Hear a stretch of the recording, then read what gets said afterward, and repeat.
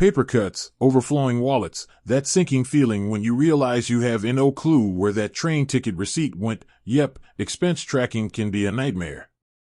But what if there was a way to ditch the paper jungle and streamline the whole process?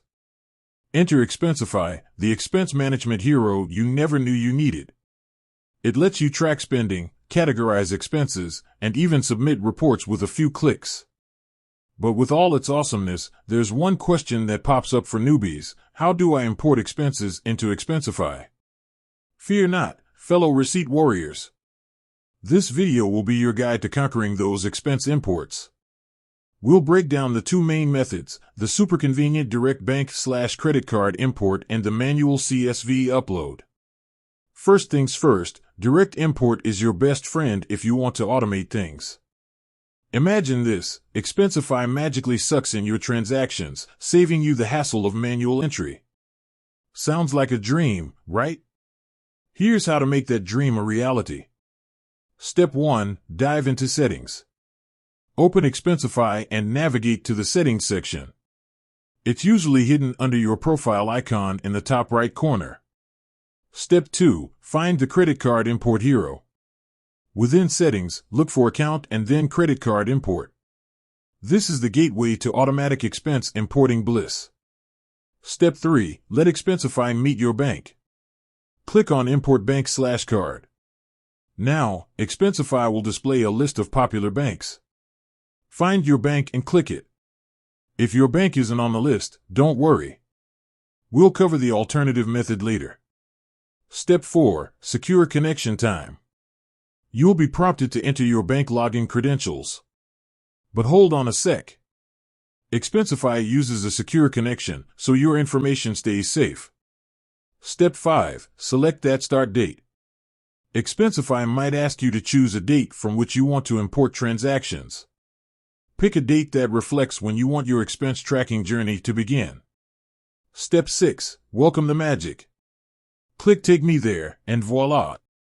Expensify will attempt to connect to your bank and start importing your glorious transactions. But what if your bank isn't on the list? No problem. The manual CSV upload is your backup plan.